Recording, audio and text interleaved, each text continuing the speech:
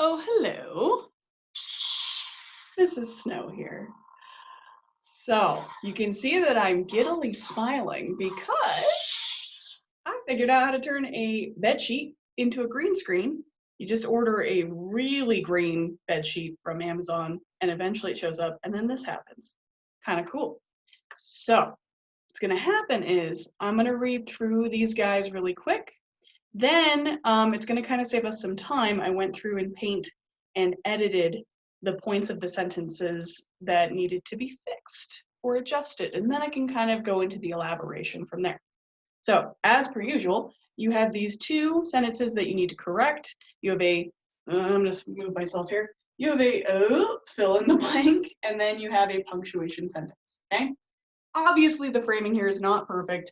I will figure it out, but hey, I'm learning things in quarantine. Just because we're stuck at home doesn't mean we stop learning, especially me. So, sentences here. First one, and I'm going to see if I can point with my lightsaber here. Woo-hoo.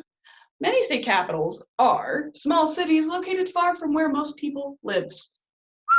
Interesting.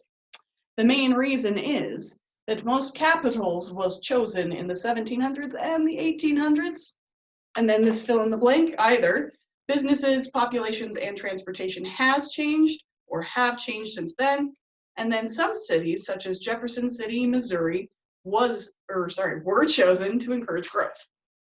Okay, so that's like rapid fire reading. I am now going to change my virtual background to show the corrections screen, and then I will explain. There we go, isn't that fun? All right, so let's start here. So we have state. Now, we have a really good kind of evidence example down here of what it is that you capitalize for a state. And in this case, we're not mentioning a specific state. We're just talking about the word. So you would lowercase that guy, make that small, okay?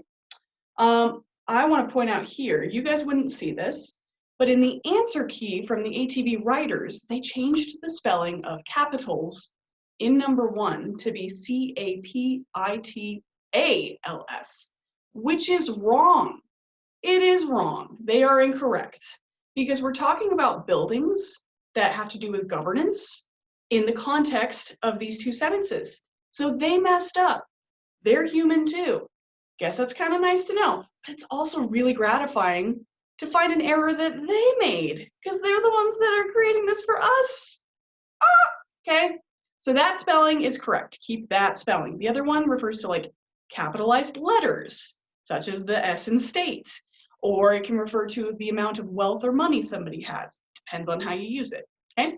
So then we come over. Let's see if I can do this. Maybe. Okay.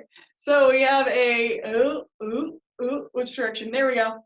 We have a situation of phonetics and homophones. Okay. Words that sound the same but mean something different. WEAR for wear is kind of like me wearing this Endorian style jacket. You'll notice I'm channeling Princess Leia today for this video, just because I can. Might as well have some fun here.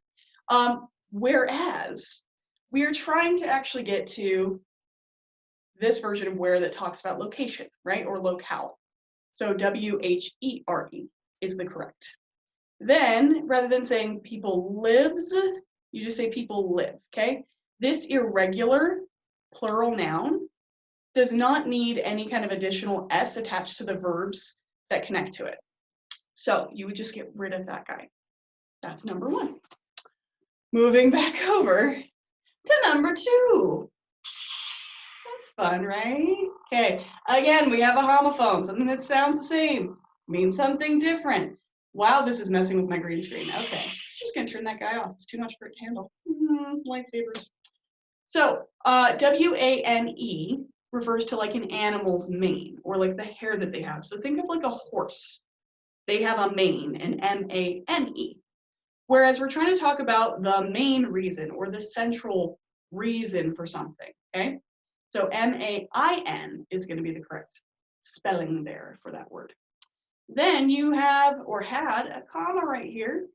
Now, I have said this many times because I'm a broken record, but unless you're separating clauses, making introductions, doing very specific things like that with a comma. Where a pause is needed, you don't put it, okay? The worst thing you can do is just use copious amounts of commas, because then it suggests you have no idea what you're doing. So we don't need that guy, so I got rid of it.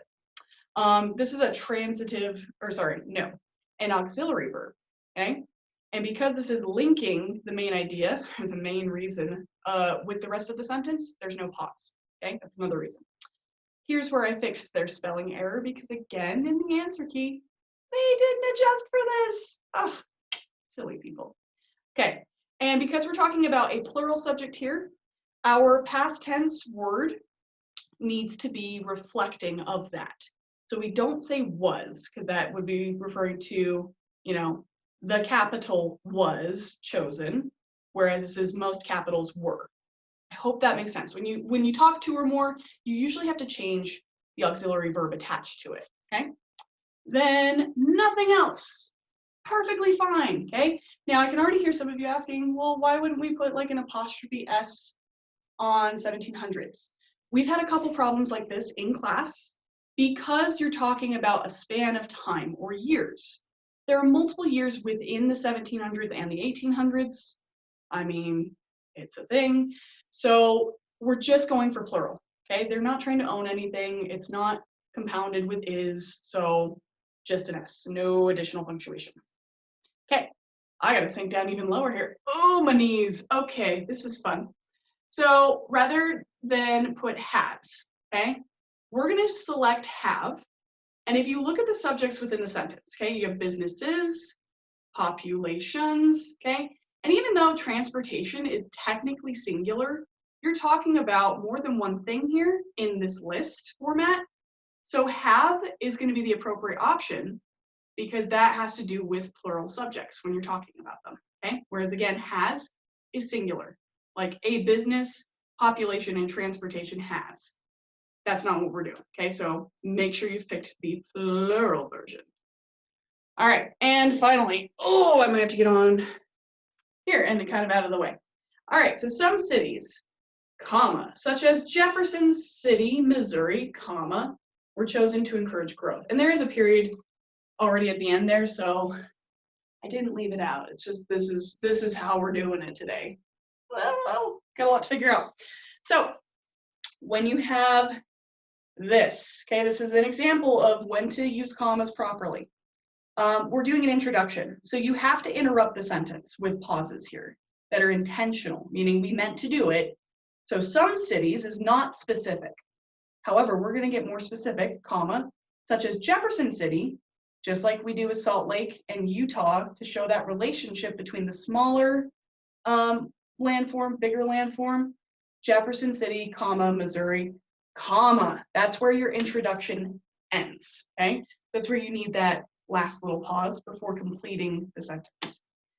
So that is the ATB breakdown for the 8th of April. I'm going to keep messing around with this technology because I think it's fun. And just to show you how fun I think it is, I'm going to give you one more background here. That is part of the reason why I am wearing the clothes I'm wearing. Oh, hey! No big deal. Might go still Death Star plans later. Yeah. So if you watched this and you enjoyed it, let me know. I know it's a different way of doing things. I think it's comforting to see your teachers still. Personally, for me, I loved seeing a lot of you on Zoom. So I hope that this is maybe more dynamic, more engaging.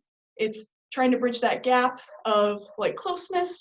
But yeah, if you like this, I will keep doing it this way, but you know, different. I'll mix it up every time. I got cool stuff here. So have a great rest of your day. If you have any additional corrections or questions on today's ATB, make sure you post in the discussion about it.